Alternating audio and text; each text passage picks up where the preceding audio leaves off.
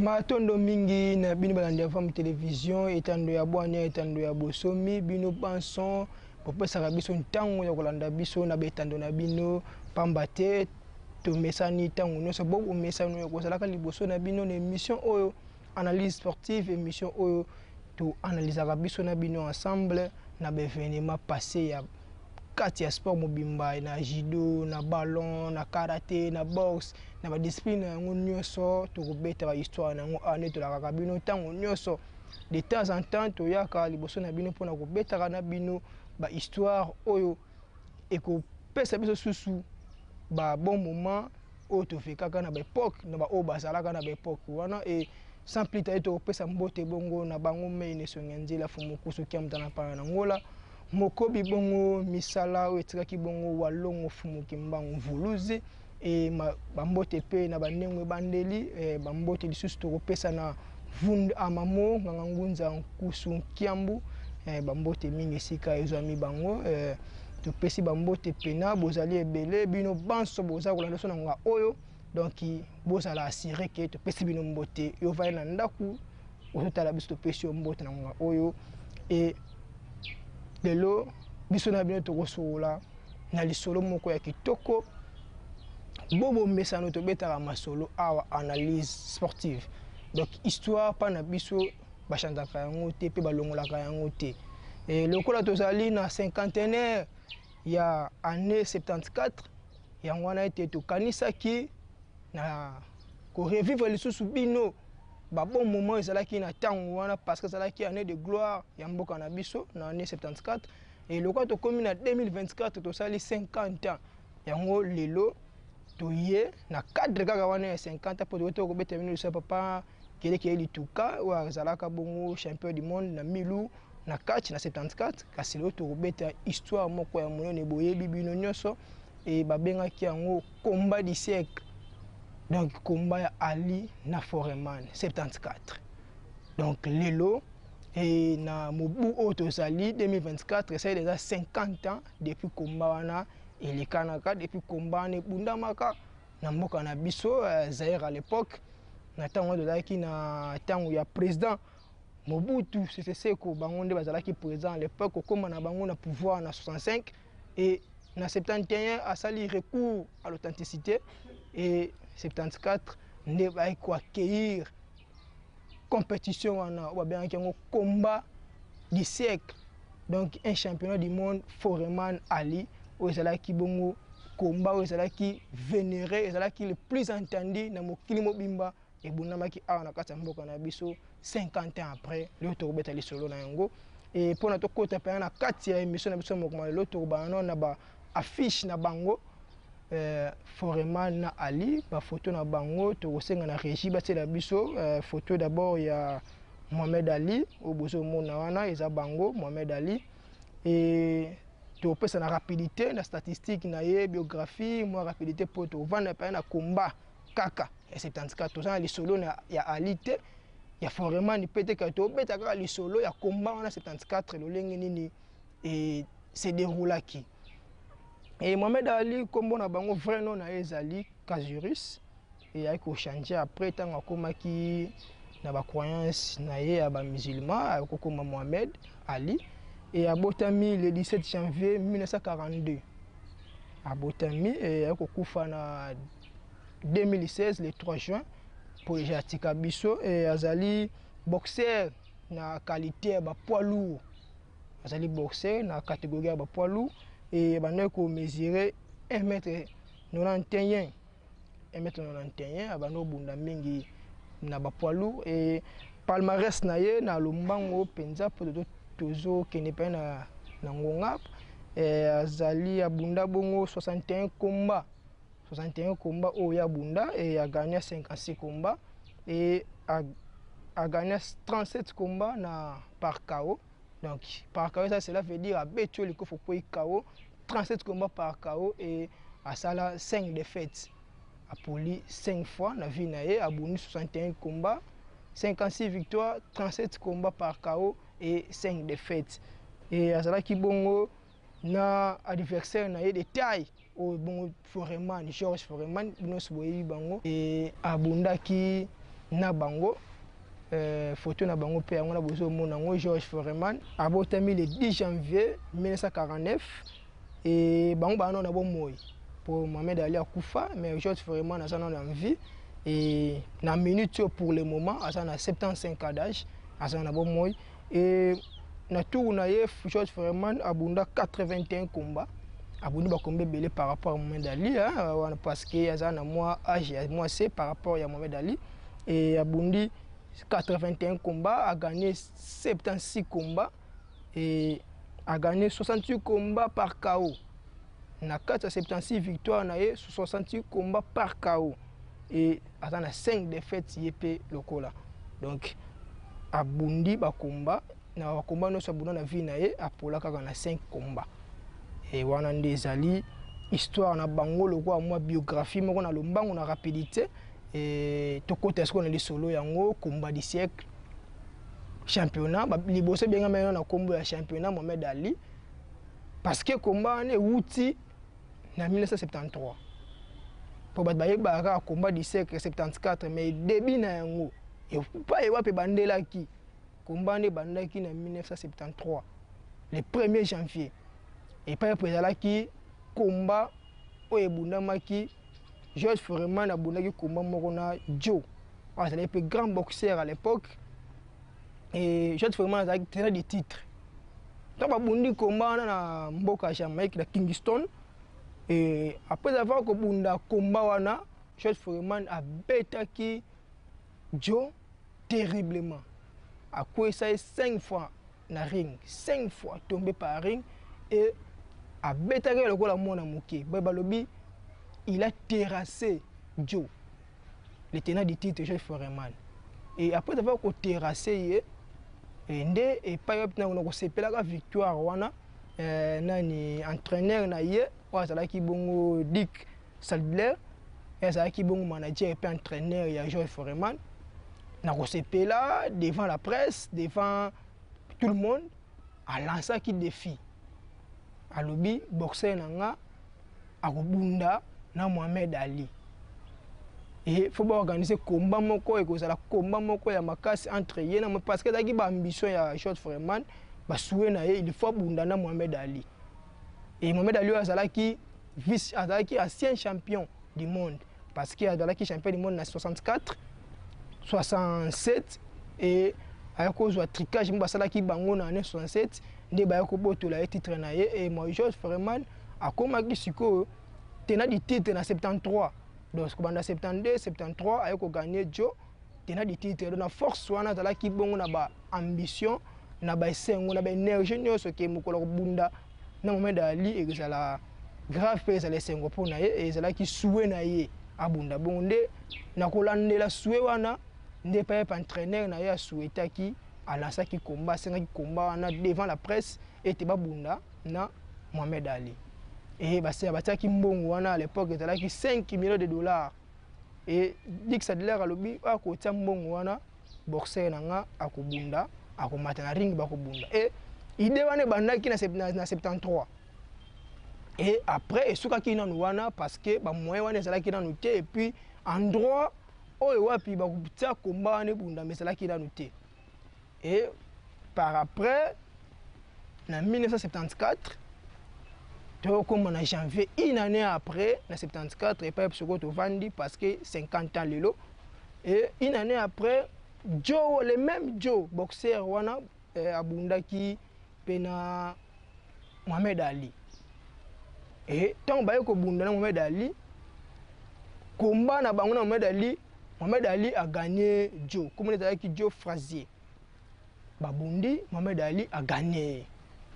Donc Apollina, Georges Foreman en 73 et en 74 en janvier une année après avec pour la sous Mohamed Ali et awa sikoyo coach Mohamed Ali entraîneur Mohamed Ali donc King il est pas ko senga appuyer sikoyo idée wana que ngape boxer nanga akobunda na Georges Foreman et alors nazali d'accord na combat wana et nayebi ke poulain na ngai nayebi ke boxer na nga ako décevoir nga te bakobunda na Georges Foreman nde place confirmation ya idée ezalaki kasi ezalaki toujours kaka ba moyen na précision esika oyo komba ndeke bundama.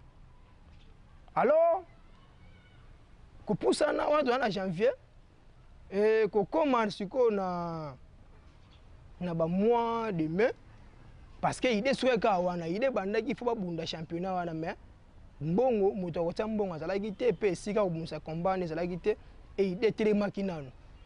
Et par après Mohamed Ali a voyage moko na Moyen-Orient.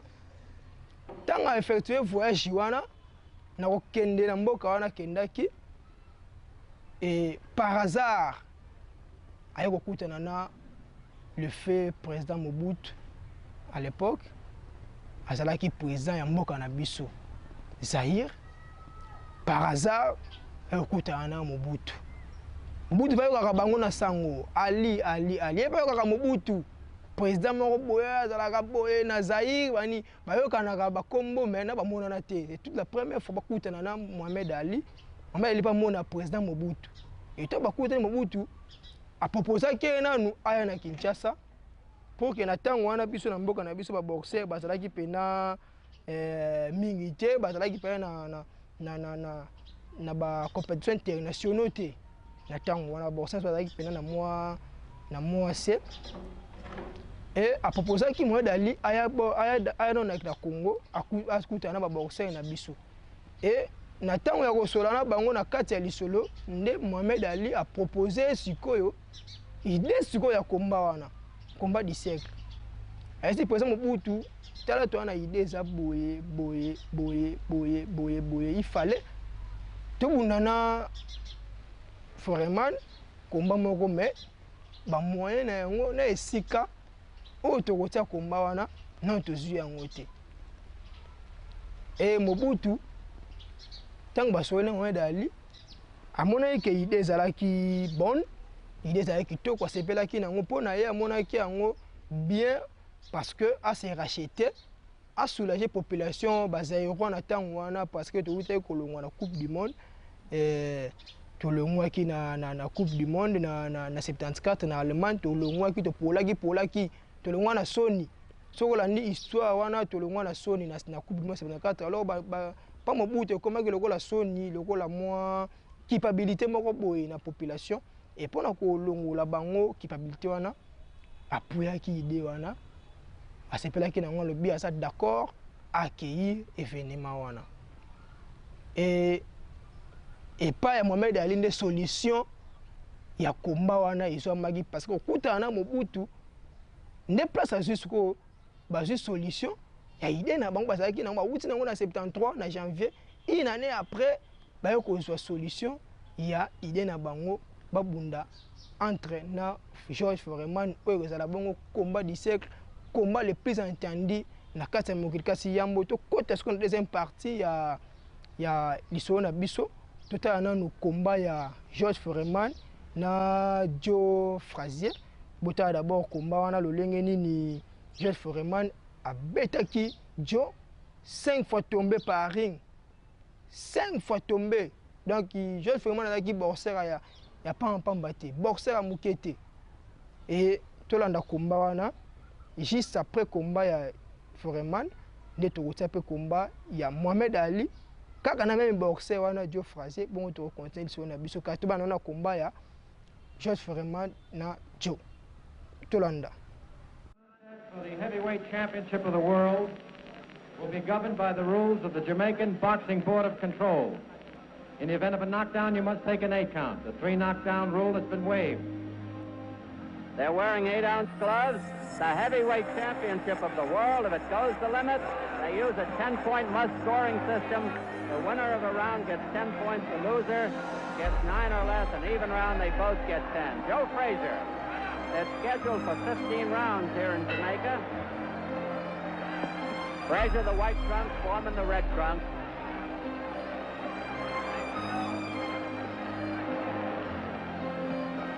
Frazier boring in. Frazier rarely wins the first round. I'd be surprised if he won it now.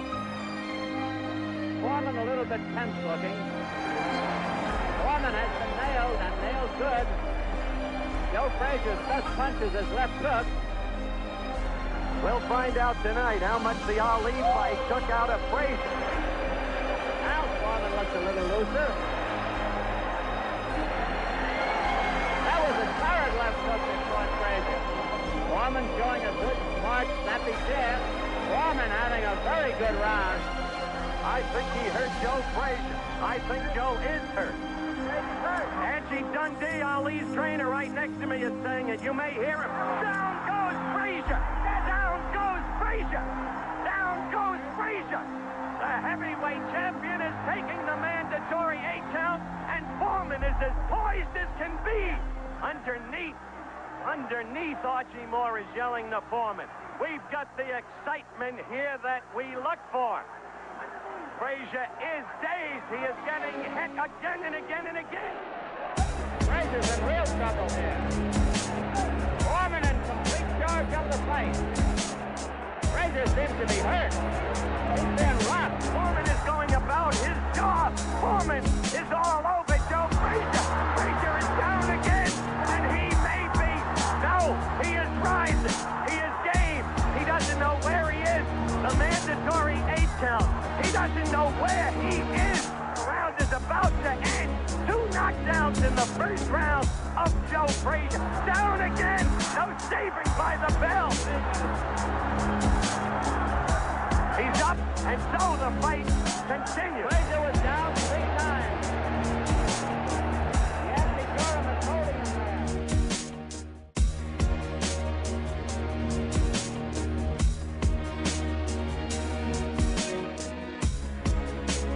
No question about the first round. 3 knockdowns. Foreman in complete charge up to now. Foreman is being warned. Frazier is being battered in Foreman's corner. Oh, he is all over Frazier again. Yes, Frazier in the corner.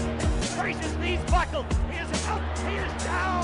He is down for the 4th time in the fight. Joe is desperately trying to get to his feet. He's on his feet. Joe's been down 4 times. A quick left from Joe. Another. Frazier is down for the 5th time in this fight. There goes Joe down again. Joe bounces up. 5 times he's been down. Foreman at him again. It's hard to see how Frazier can last. Joe is down for the 6th time. Frazier doesn't know where he is. The fight is over. The fight is over. The winner is George Foreman. It is over. It is over.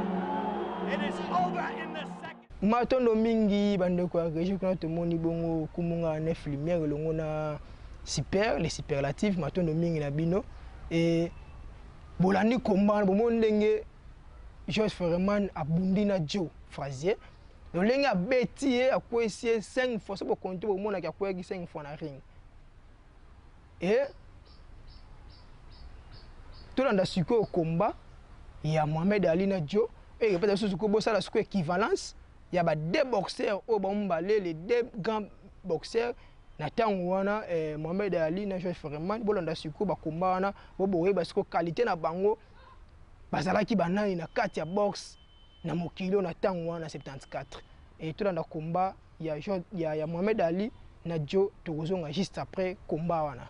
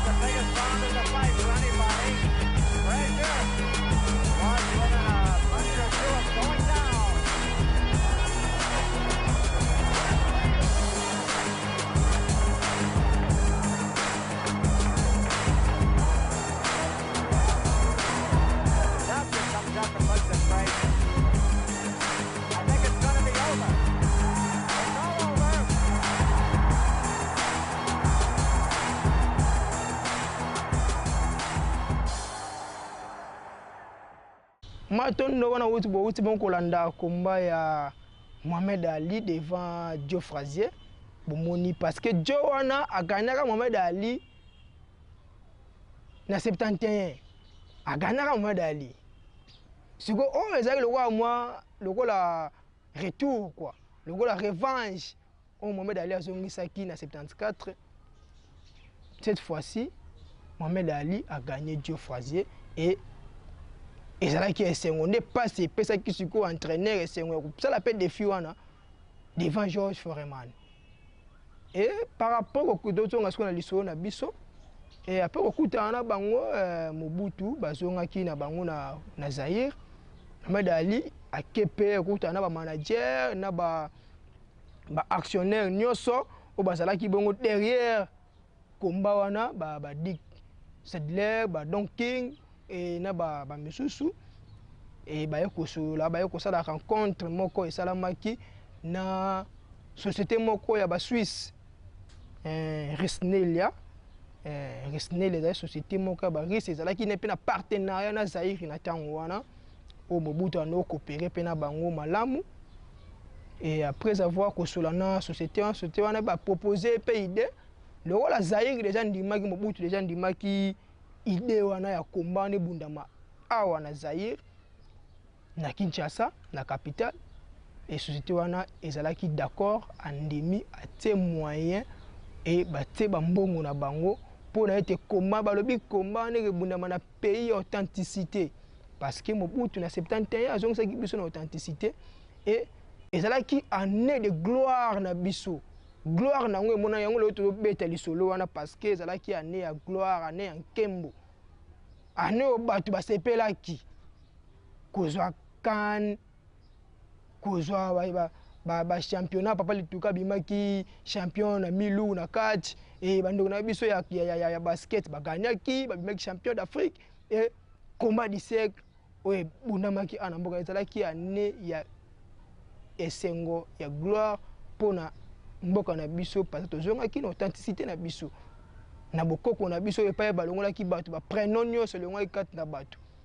et tango société wana ndimi idée ba accorder yango et batie ba marche ba batterie nyonso en marche sikoyo combat wana il faut ezala bel et bien na ZAïRE précisément na Kinshasa na capitale et recette nango basalaki estimation ba recette nango tango ba estimer basalaki recette ya estimation que ekokota mbongo ebele komba wana dans les 35-100 millions de dollars et ZAïRE gouvernement na biso à l'époque ndimaki ete bakolongola ta taxe moko te na recette ya komba wana pour Mobutu azalaki na esengo ezalaki lokola cadeau oyo apesaki na bazaïrois na ntango wana parce que bato bazalaki na ntango wana 74 bamonaka événement wana babetelaki biso masolo ezalaki esengo ezalaki grave mpona bango et Mobutu esengo wana gouvernement na biso endimaki kolongola ta taxe moko te likolo ya komba wana et ba compromis ezwami gouvernement zoyora bimisaki 1 million de dollars à l'époque pour na kopesa na ba finance na ba financement nyonso ya komba wana esalama et ba batterie etami et ba fiche ebimi jour ya komba epesami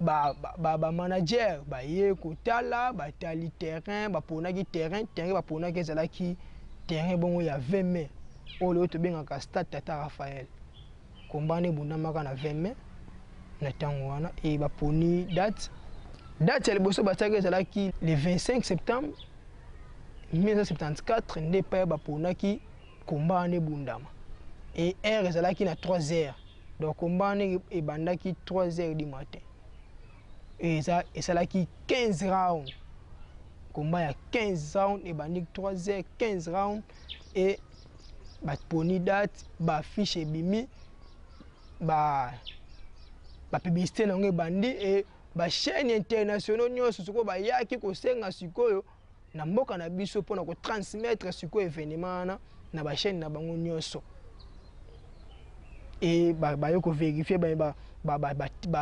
hôtel côté logement ba vérifier yango ezalaki kitoko côté ba hôpitaux parce que na tango to accueillir ki batu ebele et batu ebele ba longwa ki de partout bazalaki na mokili na monde pona ko revivre événement en live bazalaki ba déplacement bayaki ebele na Congo et esengaki photo za na logement ya makasi logement ezalaki bien équipé et bon hôpital ezalaki ya kitoko parce que soki likambo ye likambo goya tozala na mesure ya ko résoudre likambo wana pour que événement elika na kitoko et makambo nyonso wana batalaki yango malamu po Zaïre na tango wana ezalaki pays moko ya pamba te bato bandimaka te ke événement ndenge esalama na Zaïre mais esalama na Zaïre oyo epesaki so mobutu mpifo epesaki mobutu makasi ke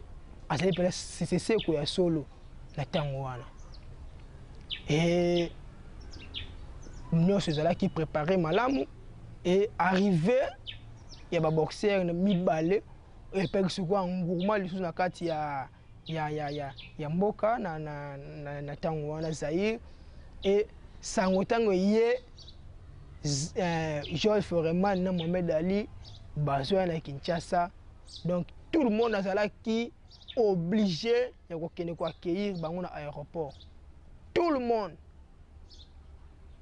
et bokotala ba image wana bato bazalaka bayebisa bino ke plein à craquer na kati ya aéroport pour na koyamba les deux grands boxeurs babenga bango les deux grands boxeurs bazala ba boxeurs a pamba te ya ba jeti ba poids lourd pena ya solo so ba telemi na terrain ma bato ba telemi donc ali so ka telemi wana telemi taka mutano lo ba adendaka lokwa papillon mais apikaka lokwa abeille le temps to beto likoko ka be soki nzo ya suyo esala ka ndenge ni soko azo piquer ba lokola nzoyi tala soko muto ya bongo tant ba yesi ko na Zaïre na Kinshasa et bato ba ko yamba bango mais selon ba histoire ba mi balé bato muto bete soko lisolo pe na ndenge pe ya coulisse autant comme na bango te pour se réserver alobi Mohamed Ali azalaki simple nde balobaka lelo mpa bakina mikolo azalaki play donc azalaki play ono sur la pena bien la population par rapport à Ali-Foreman.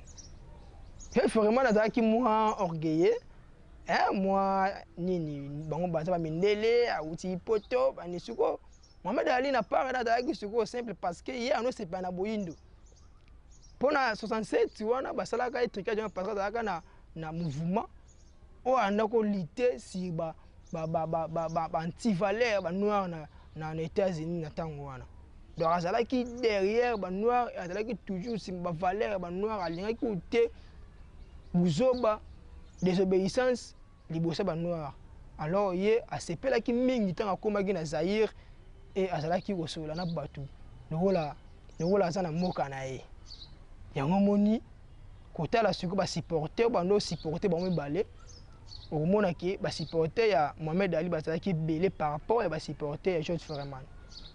Foreman azalaki na ba supporter bando supporter ye o bando kumisa ye pe kasi Mohamed Ali azalaki na bango belé parce que ba bien azalaki simple comme bonjour et à ça entraînement de botala et à cet entraînement à solina batu ba komaki le 10 septembre combien azalaki prévu ça le 25 babandi ba entraînement bataki bango na ntele kuna pona kimia esika ya musika na ville pona ko réserver bango basa entraînement bango na kimia ne bataki bango na ntele kuna bat bayebi côté wana ba se reconnaître na tango to lobi côté bayebi ndenge nini bando ko se dérouler à l'époque lisolo ya lelo soki tozwi tango ya kosilisa yango te toko continuer les bino pe yango na émission koya to continuer yango et kosala ba entraînement tant ba komi na Kinshasa bandi ko s'entraîner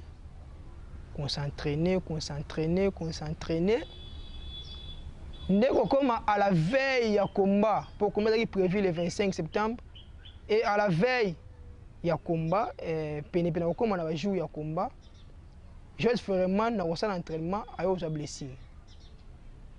Tant que j'ai blessure on est ça qui panique na mokili tala pas to outil pour de comme a combat histoire ebandi na 73 na janvier et une année après histoire ce ko et comme réalisé aux acquis idée il y a mutumoko Dick Sadler aux entraîneur manager il y a FORMAN et en 74 donc King entraîneur manager moi dali appuyer idée ba kutani na batu ba manager ba kutana na président MOBUTU et société wana pe Risnel ya ba Suisse andimi siko combat comme siko ils a réalisé et à la veille il y a combat wana FORMAN a eu blessé et puis ça qui panique et puis ça qui panique ba manager ba actionnaire ba chaîne ezala qui wana ko assister bango et voir même na bango moko président MOBUTU pas comment qui paniquer combat ezali le 25 lelo FORMAN choc to ça la ndenge nini et temba soins ezala qui bien équipé pour préparer côté hôpital côté ba soins ba préparer qui yango et ben ko la jeune FORMAN donc bazala qui obligé et repousse à combat et ça là que combat wana et ko bundama le 30 octobre 1974 à 3h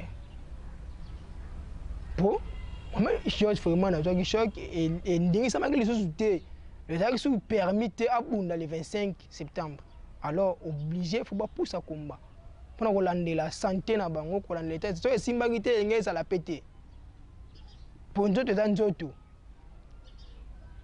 mais ko lande la bango ba soin ya malamu ba soin ya kitoko et ko simba nde paiwa ba ki soko poussa soko combat le 30 octobre 1974 au Siecle ezala ki Siecle butu moko ya mais avant de commencer Siecle na le 30 octobre wana avant de commencer na butu wana et bataki soirée musicale moko o ba mise na biso ba lekaki pona ko beta po ezala ki fête ezala ki pena fête na tango wana ZAïRE ezala ki mboka moya pampa matin na Afrique o ba ndoko ndima te est-ce que ZAïRE akoki ko accueillir événement ya bongo c'est tout pour la première fois mboka ya Afrique et accueillir combat championnat monene bongo ne salamate en Afrique mobimba et il est donc je pense pas que et salama pe na pays musu jamais je ne pense pas car pas na biso je ne pense pas et ça là qui que gloire na biso et ça là qui na tango wana kozonga na boyindo na bino bokoko na biso kozonga na authenticité yango ça là que ba pesa gloire wana na pouvoir ya président MOBUTU à comment à niveau organiser combat du siècle au balobi à partir ya combat au ne Mohamed Ali a kota ki na légende a comment qui légendaire à partir ya combat na vinae et ba mise ba beta ki na festival wana tozu ka ba kombo ya ba mise na biso to mona ki papa na biso tabula ya beta ka na festival wana papa tabula ya beta ka papa na biso Lambo Makia di Franco yé pa betaka na festival wana et sans oublier papa na biso Manu di Bangu asa bongo Camerounais ou te pe ko kufa bane coulé awa bango basaki Camerounais bango ba betaka na festival wana pona ko revivre sengo ya bato avant to koma na komba musique betamaki bato babina bato basepela et to komi soko le 30 octobre maman na likambo donc il opesi mbwa boyi donc comment un peu ça qui balobi pe ça là qui na putulu na makala na mbabole mataki po ezala ki kosaka te c'est du food plein à craquer botala ba image wana et avant tout les cas to senga na régie batela biso combat wana Mohamed Ali contre FORMAN bomona sikoyo lolenge kani combat wana ezalaki totie kaka mwa ndambu parce que combat eza molai émission eza ngonga totie mwa ndambu po botala bo revivre lisusu époque événement wana oyo bakongela banoganga Ali bomaye Ali bomaye Ali tué et les jours là Ali avait tué George Foreman. Tout l'anda juste après, tout le monde qui ne bon citer une émission à Bisso. Tout l'anda. His handler, Angelo Dundee, brings him in. And there you hear the sound of Ali Bomaye. The enthusiasm begins to mount here. One thing we want to look out for is just how fast this man, George Foreman, will open. As we mentioned, in his past several fights, he hasn't gone in the past 4 years beyond 2 rounds in any fight. Can Ali dance and stay away from him? Is George Foreman's thundering punches going to be too much for him? Is the left hook that is so devastating, the tremendous left hook, going to stop Ali? Here we go, Ali quickly across the round. In the first round, looking to drop that left hook.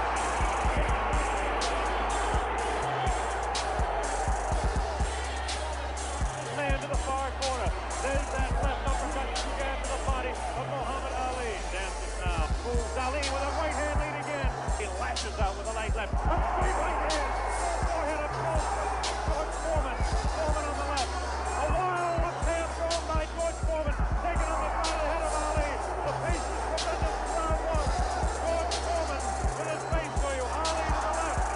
Ali tries to tie him up. He's leaning on Foreman. Foreman with a vicious uppercut. Misses. Separates them. Wild left hand, vicious hook. There's a real strong right hand just underneath the heart. And Muhammad Ali is taking some punishment now. About 25 seconds left in the round. Ali, face left, goes to straight right hand. That right hand lead has George Foreman slightly confused, but a straight left jab thrown by Foreman has Ali in the corner. Ali dances back, hangs on. What a tremendous pace in round number 1. Ali is definitely headhunting with his right hand lead. A good right hand taken on the left side of the jaw by Muhammad Ali. Oh, a great left hand. An over and under combination. Left hand and then the right on the jaw. Taken by the champion George Foreman. There's the left hand in the eye of Foreman. Ali's scoring some punches here. These punches are not hurting him that he's taking on the side of the head. 30 seconds left in round 2. Look at Ali. Continues to talk. Definitely serious. Tremendous combination by Muhammad Ali. 10 seconds left now in round 3. Ali showing his combination. The hand speed. Left, right, left combination to the head of Foreman. Foreman again takes the right hand. Right on the left side of the head. A foul and foul away. Ali super confident. Foreman looks unusually slow with his hands. Look at this now. All of a sudden he opens up. Foreman looking for the opportunity. Has a tremendous look of determination. Staggered! Foreman staggered! Definitely! Right on the button! Right on the jaw of George Foreman! Jack Clayton, the referee, separates the 2 fighters. There's a vicious left! No real serious damage done.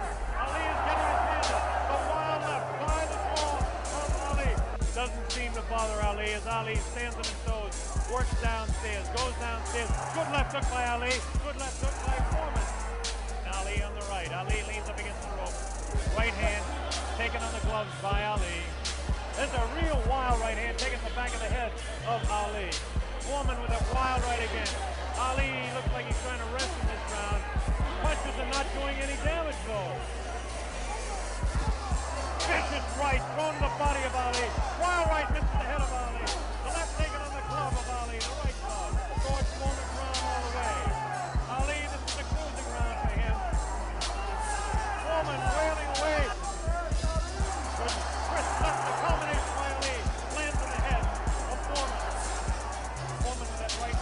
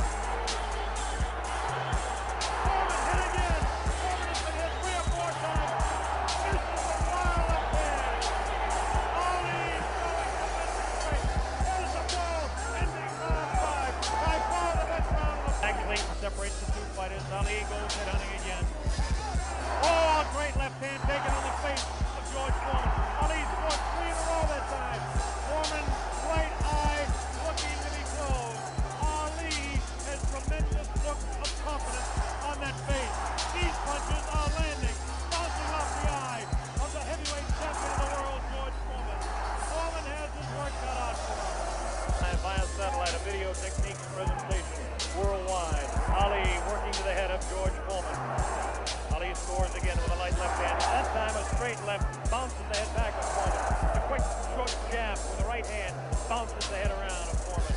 Foreman looking to deliver the real heavy blows. Now he's bouncing better. Almost falls out of the ring. Very even fight. Ali, a sneaky right hand. Another sneaky right hand. This time he works over the shoulder of Foreman. It's a combination.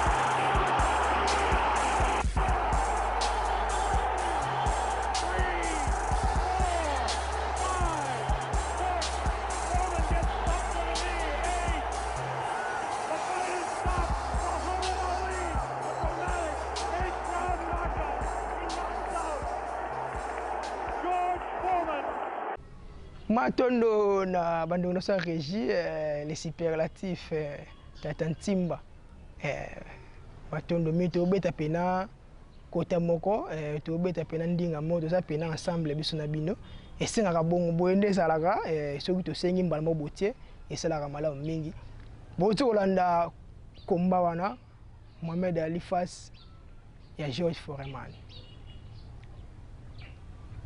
et Bokolanda stratégie ya Mohamed Ali ezalaki kozonga na corde et ceux qui vont na mutu azonga na corde azo garantir nde ba énergie yo ndo comme essouffler soko Ali-Foreman na yebaki ba tactique wana penza tête bon tout bana bongo parce que bazaki boxer à haut niveau mais ba tactique wana na bité so ba yebaki te mais esengamaki réalité ya wana ba polaki to comme na niveau que Mohamed Ali akomi koyebisa ebeta fonce akwa soko beta likofite parce que akomaki da essoufflé apesaki trop et ko pesa trop apesaki yango esalaki ke akoma na ba round oyo esengelaki te aye kopola komba et soki olandi komba wana okomona na 10e round nde epai wapi Ali-Foreman aye kokwea na sie épuisé esili et Mohamed Ali a gagné combat et ça qui est sengo parce que ba congolais ça ZAïRE à l'époque ba souhaité que Mohamed Ali a gagné donc ba qui est belé ba ndoko ling Mohamed Ali a gagné pété beta c'est la maki bongo Mohamed Ali a gagné siko awa histoire o etira ki biso place peut-être qui tirer ce qu'on a histoire oyo na rencontre siko ya Mohamed Ali na président Mobutu na palais présidentiel parce que on est temps de landi histoire de comprendre quelque chose na kati ya masolo basolo ba mbala après qu'on gagner combat et président Mobutu a bengisa ki ye ayambie na palais présidentiel ba ndu ko sola na ye siko maloba ya Mohamed Ali to traduire en mamona lingala parce que lobaki en français na anglais ba traduire en français biso to traduire en lingala directement pour na couper ça li solo ezala normal to simplifier pour na ba misusu oyo to lebite ke bo raté ba o ba comprendre rapena langue yango pe malamu te donc to expliquer on kambala moko na lingala nako solana bango na masolo na bango et Mohamed Ali a webisa le président Mobutu abi président Mobutu merci na honneur au salinga lelo na vinanga parce que nazala américain depuis 32 ans d'âge ya vinae et abi nazala citoyen américain depuis 32 ans de ma vie. Je n'ai jamais été accueilli dans la Maison Blanche. Non, pas dans la Maison Blanche. A gagné le combat. 64, abimi champion. Pas été dans la Maison Blanche. 67, abimi champion. Pas été dans la Maison Blanche. Mais tant que dans 74 na Congo, na ZAïRE, na Tangoana, abi oyambi dans la Maison Noire. Abi en noir parce que ezalaki mabeli ya bandindo. Alobi lelo boyambi dans la Maison Noire. Boyambinga na Maison Noire et bitumba oyo bozo bunda lelo et boye ba été na esengo obo confier ngai na honneur obo pesi ngai lelo et naza sûr et certain que elongo ezali parce que nazali africain. Yo kama lo ba Mohamed Ali abi nazali africain et je suis ici chez moi. Naza awa et pananga. Maloba o dialogue o discussion o yango ne traki biso par rapport à GEOGRE o azalaki bongo na tendance ya ba mindele. Hein parce que Mohamed Ali on défendre toujours boyindo.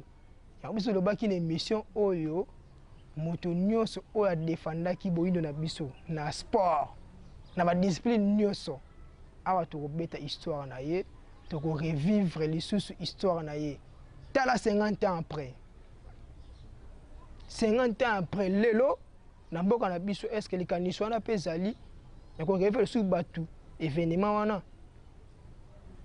tout ça la télé loko mo pona kanisa événement na 74 pour kala mingi te to koma na jour année to komi déjà kasi jour pezali to koma o komana ngo 74 ans. Est-ce que box ya mboka na biso ezo tambola malamu? Voilà pourquoi émission oyo esalamaki pona to tiraka ba leçon na kati ba histoire oyo pona to balisa ngona ba réalité na biso na sport ya mboka na biso. To libérer Congo sport wana maloba ya ne songanzi la femme kusuki ya mzala mpa na ngola.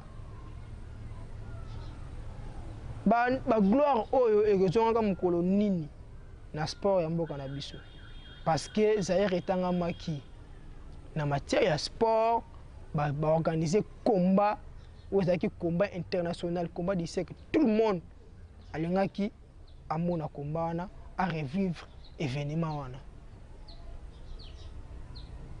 et lelo oyo 50 ans après to beta ba histoire oyo elekaki na 74 pour na ko revivre le sous bateau.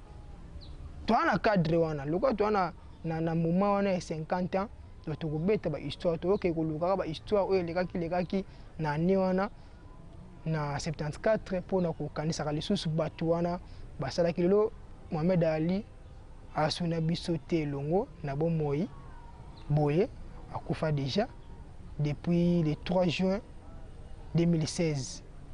Akufa atika mokili et lelo to kanisaki to beta lisolo na bango et to kanisa susu si biso moko na kati ya sport na biso box na biso neya box na biso esalaka eloko te box na biso fédération kutu ebite ekoma wapi ezalaka wapi fédération des ordres n'en parlons pas. Bakambia fédération ya boxe bola nde mission bosala makasi bozongo sa susu esengo na kati ya boxe ya mboka na biso to mona ka bandeko na biso ba Martin bakole bazobunda bailunga maka bazobunda babunda kaye baza filé na fédération na biso ya mboka na biso parce que des ordres des ali ta boxe na biso ba ke bunda ni banda mais na caché ya fédération te eza soni pona mboka na biso et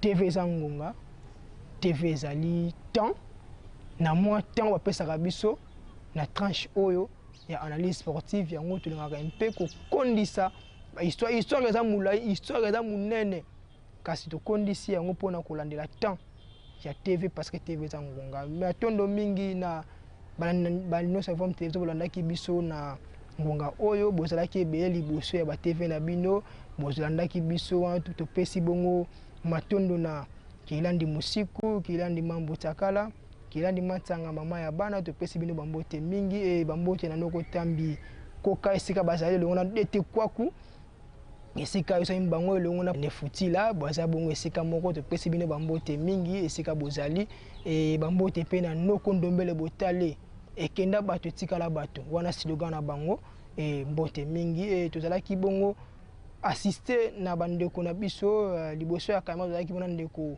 mbala matadela petit mais costaud MB Pro bango basonaki biso na tene ya cadrage et na rédaction zaki bongo na noko ndombele botaye na rédaction ya mokolo lelo na kumungala 9 lumière tozalaki na bango elongo na rédaction ya lelo bato basistaki biso tomoni bongo ndeko Mazengo bazalaki bongo na assistant sia émission mokolo mwa lelo ndenge wadia kota sans oublier honorable Mangani banga bango se Mangani mbote mina bandeko nyonso ndeko Vuvu ndeko na biso Jean-Charles Mintela topesi bino mbote mingi famille Kayembe famille Kimeso mobimba bozali ebele bolandaka biso totanga bakombo na bino awa te ndenge wa Lubondo topesi bino bambote mingi esika bozami bakombo bozali ebele bandeko journaliste nyonso tosimba mosala sans oublier notre DG Ngangunza Bokiti Boto likokisisa na motuya kotala ba réalité te likokisisa na motuya